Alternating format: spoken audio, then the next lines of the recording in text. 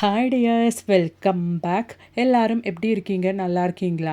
இன்றைக்கி நம்ம வீடியோவில் நம்ம பார்க்க போகிறது ரொம்பவே பயனுள்ள கொஞ்சம் டிப்புங்க தாங்க.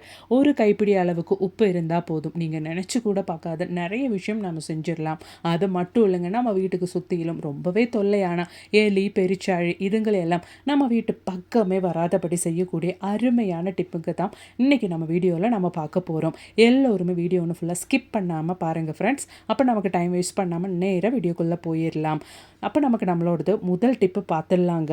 நம்ம எப்போவுமே உப்பெல்லாம் வாங்கி ஸ்டோர் பண்ணும்போது கொஞ்சம் நிறையவே வாங்கி ஸ்டோர் பண்ணுவோம். அந்த மாதிரி இருக்கிற பட்சத்தில் கொஞ்ச நாள் கழித்து நம்மளோடது உப்பு கொஞ்சம் ஈரப்பதமாகி அந்த ஒரு கிறிஸ்பினஸும் ஃப்ரெஷ்னஸ் எல்லாம் போக ஆரம்பிச்சிடும். ஒரு மாதிரி ஒட்ட ஆரம்பிச்சிடும். அந்த மாதிரி இல்லாமல் இருக்கிறதுக்காக வேண்டிட்டு உப்பு நம்ம கடையிலேருந்து வாங்கும்போது எப்படி ஃப்ரெஷ்ஷாக நல்லா கிறிஸ்பியாக இருந்துச்சோ அந்த மாதிரி மெயின்டைன் பண்ணுறதுக்காக வேண்டிட்டு கொட்டாங்குச்சி ஒரு துண்டு அந்த உப்பில் போட்டு வச்சு பாருங்கள். மாதக்கணக்கானாலும் உங்கள் கல்லுப்பு கடையிலேருந்து வாங்கும்போது எப்படி இருந்துச்சோ அந்த மாதிரி நல்லா கிறிஸ்பியாக ஃப்ரெஷ்ஷாக நீங்கள் மெயின்டைன் பண்ணிடலாம். ட்ரை பண்ணி பாருங்கள். அப்போ இனி நமக்கு நம்மளோடது அடுத்த டிப் ஒன்று பார்த்துடலாம். தேங்காய் எல்லாம் நாம் இந்த மாதிரி யூஸ் பண்ணிவிட்டு மிச்சம் நாம் எடுத்து வைக்கும்போது அந்த தேங்காய் ஒரு மாதிரி வாடி அந்த ஃப்ரெஷ்னஸ் எல்லாம் போயிடும். அந்த மாதிரி இல்லாமல் நல்லா ஃப்ரெஷ்ஷாக நம்ம கட் பண்ணும்போது அந்த தேங்காய் உடைக்கும் போது எப்படி இருந்துச்சோ அந்த மாதிரி நம்ம யூஸ் பண்ணுற வரைக்கும் இருக்கிறதுக்காக வேண்டிட்டு கொஞ்சம் கல்லுப்பு பொடிச்சது நம்ம அதுக்குள்ளே போட்டு நல்லா ஒன்று தேய்ச்சி விட்டால் போதுங்க. ட்ரை பண்ணி பாருங்கள்.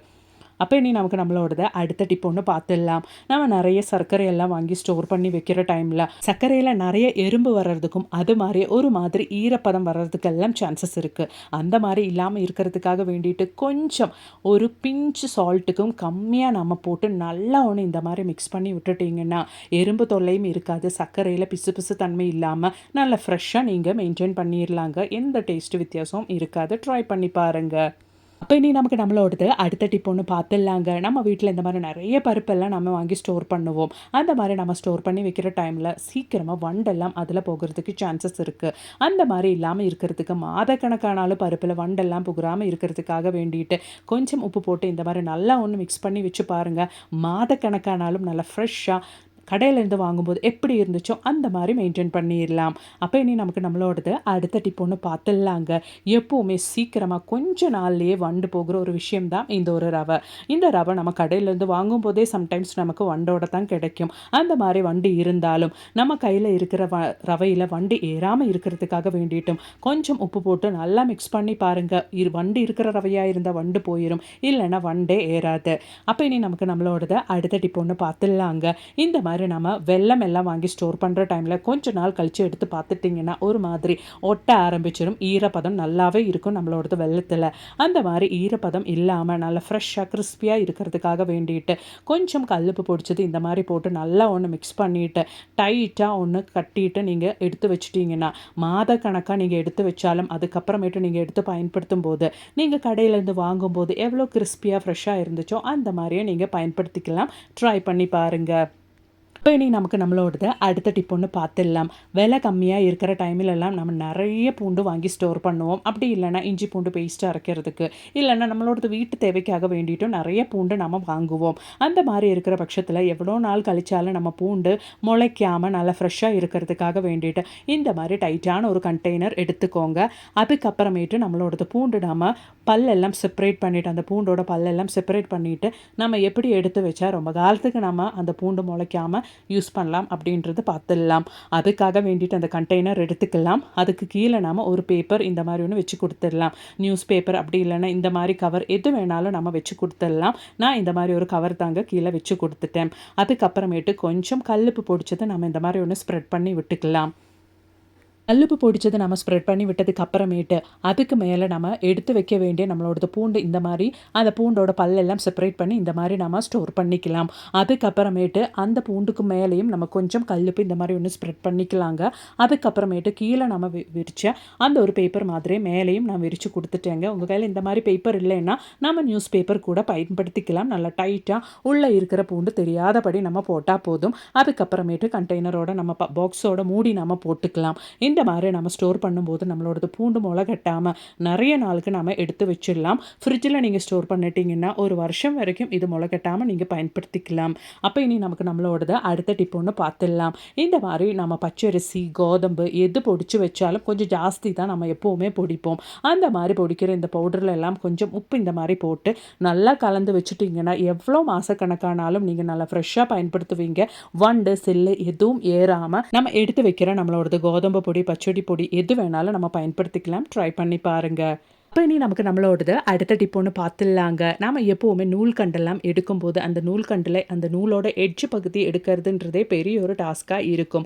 அந்த மாதிரி இல்லாமல் இருக்கிறதுக்காக வேண்டிட்டு மெயினாக நம்ம வீட்டில் ஏஜ் ஆனவங்க இருந்தால் அவங்களுக்கு பார்வை குறைபாடு இருக்கும். அவங்களுக்கு அந்த நூலோட எட்ஜ் பகுதி எடுக்கிறதுன்றது ரொம்பவே சிரமமான ஒரு விஷயமா இருக்கும். அப்படி இல்லாமல் ஒரு பொட்டு நீங்கள் இந்த மாதிரி வச்சு கொடுத்துட்டிங்கன்னா யாருக்கு வேணாலும் ஈஸியாக அந்த ஒரு நூல்கண்டோட எட்ஜ் பகுதி எடுத்துடலாங்க. ரொம்பவே யூஸ்ஃபுல்லான ஒரு டிப்புங்க. கண்டிப்பாக ட்ரை பண்ணி பாருங்க.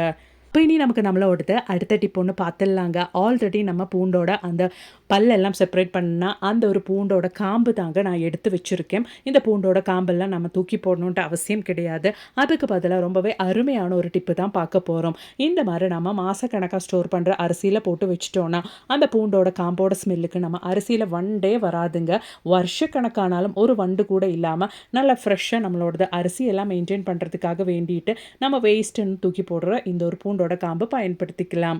அப்போ இனி நமக்கு நம்மளோடது அடுத்த டிப்பு பார்த்துடலாம் வாங்க. நீங்கள் தம்ப்நெயில்ல பார்த்த மாதிரி கொஞ்சம் கல்லுப்பு, அதுவும் ஒரு சின்ன கைப்பிடி அளவுக்கு கல்லுப்பு பொடிச்சது தாங்க நான் இந்த ஒரு யூஸ் அண்ட் த்ரோ பாத்திரத்தில் போடுறேன்.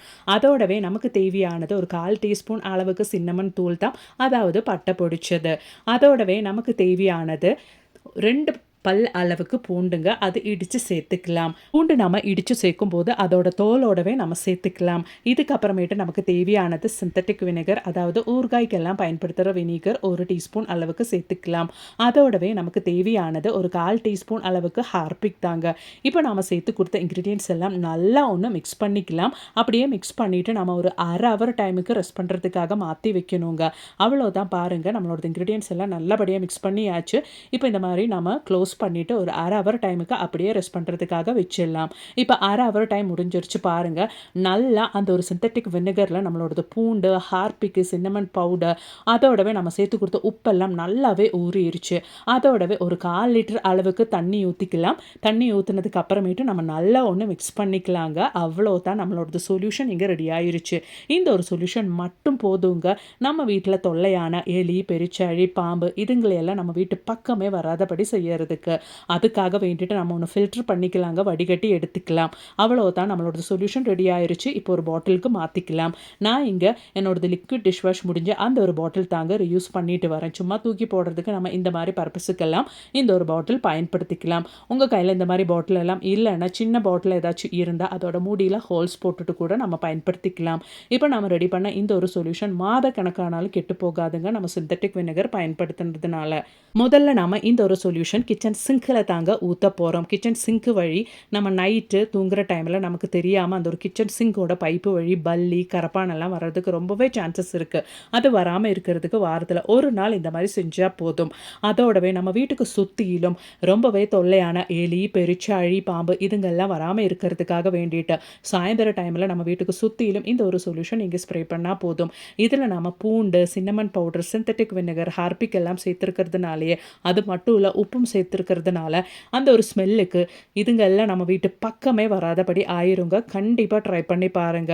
அது மட்டும் இல்லைங்க, கொசு தொல்லை கூட இருக்காது. இன்னைக்கு நம்ம வீடியோவில் நான் ஆட் பண்ண எல்லா டிப்ஸும் உங்களுக்கு ரொம்பவே பயனுள்ளதாக இருந்திருக்கும்னு நான் நினைக்கிறேன். வீடியோ பிடிச்சிருந்தா லைக் பண்ணுங்க. அதோடவே உங்கள் ஃப்ரெண்ட்ஸ் அண்ட் ஃபேமிலி கூட ஷேர் பண்ணி சப்போர்ட் பண்ணுங்க ஃப்ரெண்ட்ஸ். தேங்க்ஸ் ஃபார் வாட்சிங்.